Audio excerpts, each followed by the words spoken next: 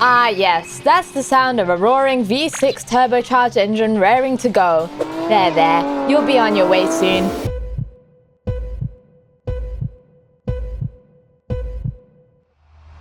It's lights out and away we go! We're heading into the wall!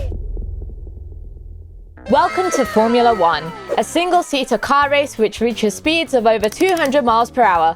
That's 320 kilometers an hour for you European folks. Beauty, drama, and chaos all ensues in this high-octane sports and tech competition. Who has the best car? Who has the best team? Well, it's not that simple. There's a lot more to this sport, and I'm dragging you down this rabbit hole with me. You think I was gonna suffer alone in this pit?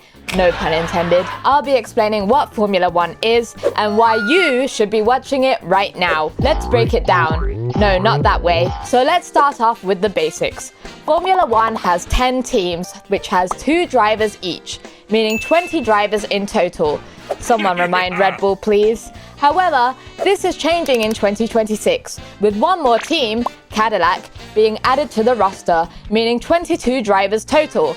Now, behave. McLaren's race principal is American, and look what he's achieved. Of course, this doesn't include the reserve drivers that are kind of like the people who sit on the bench in other sports. They're there to replace in case of injury or illness, or become the representation of the technological evolution and drive that goes into the team's Formula One division with professional social media marketing.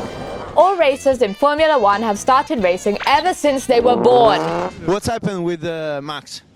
Nothing, just an incident on the race. Okay, maybe not that young, but you get my point. From a young age, they've been taught how to take corners, how to keep that competitive mindset, and how to improve each and every single race. With this mindset, they've been able to crawl their way through the different racing categories to get to where they are today. Well, apart from Lance Stroll, who had the support of his father owning the Aston Martin team. Whilst all the cars are single-seaters, they have much lower speeds, so adapting to Formula One cars is still a challenge for the newbies. This year, there are a lot of rookies joining in with the professionals, and don't get me wrong, it's still a really competitive sport. There are only 20 seats available, remember? Anyone can be moved around or kicked out of their seat at any point in time. The music has stopped, Liam Lawson. Go join the others over there. They're all racing to win the spot of first place in the championship. Every position between 1st to 10th place is worth points, which tally up to the grand total for their position in the championship. The one with the most becomes the world champion of that year.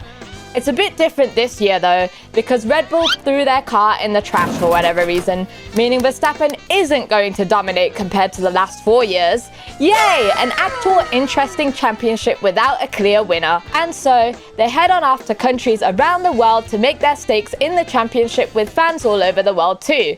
And you too can become a part of the amazing audience that supports the drivers to make their stake in the championship. If you're not sure who to pick to support, flip a coin, pick a favorite color, or just choose whoever you've heard of most, except for Sauber, for obvious reasons. But who makes the rules, and what are they? Honestly, who actually knows anymore? The FIA is the sports rule bookmakers, part-time professional body, part-time internet villain. They're the ones who set the rules, hand out penalties, and make confusing decisions. It's like being back at school with the teacher picking favorites. Their job, essentially, is to make sure everyone follows the rules and there's no cheating. And they try to regulate everything. Yes, everything. The max amount teams can spend, the materials they can use, the body of the car, and the use of language in press conferences, apparently. And if you don't obey, then you're either giving a fine, points on your racing license, or community service. So the obvious thing to do is to follow the rules and keep racing, right? Well, Formula One over the years has changed a lot. The whole point of the sport is to continuously push engineering to new limits and innovate. But the regulations of the FIA changes quite regularly, with some new rules only being created after a team has created a new aerodynamic, for example. Innovation becomes quite difficult, and it's said that the sport has become quite over-regulated, which can make the sport quite boring.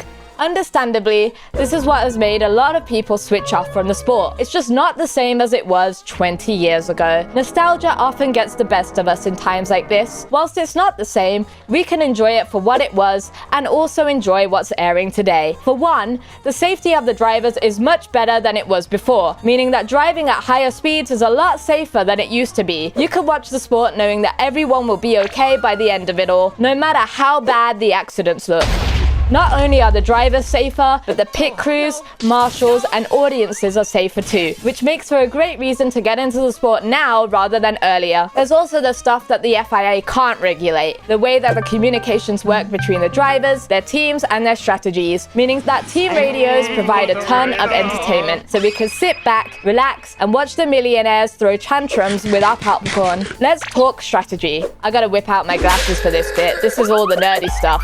Strategy in Formula One matters because it's not just about going as fast as you can. It's about controlling your opponents, controlling your team, and what to do with arising situations. Each team has a dedicated pit wall. No, not that kind of pit wall. Yeah, that's the one. A dedicated team watching the drivers, the data, and even the weather forecast because they need to know when to whip the umbrellas out, obviously.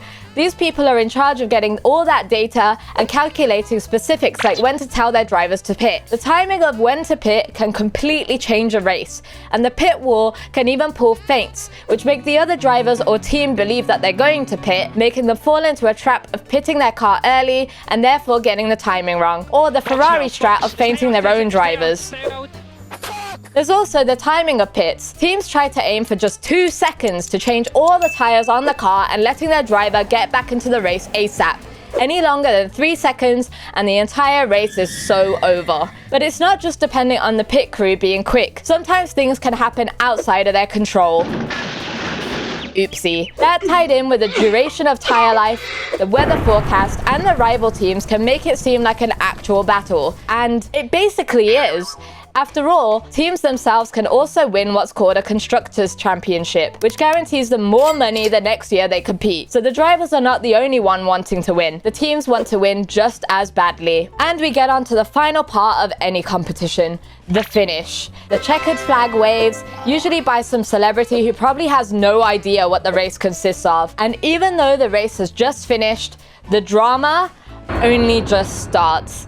Once the drivers get out of their cars, the top 3 make their way to get interviewed briefly, which leads to some iconic moments. Once they wrap up, they make their way to the infamous cool-down room, a chance for them to cool down or fire up even more. So much pent-up emotions which completely influence a racer's reputation and often leads to the questions from the media and fans alike. But it's necessary to remember that these drivers put their all into the race. Everyone's going to be unhappy with anything less than first place, unless they're in a car that usually isn't capable of being so high up in the championship. Once they're completely cooled, they head over to their spots in the podium. Well, most of the time. And the celebrations commence. Yes, that includes some drivers sulking or others breaking trophies. All sorts go down on the podium. You'd think it ends all there, right? Well, no. There's a press conference which proves that all race drivers need media training or therapists. Then there's further interviews with the drivers by the press. I mean, seriously, the amount of yapping that takes place is probably more than the actual racing. I came here for the cars, guys. When does the yapping end?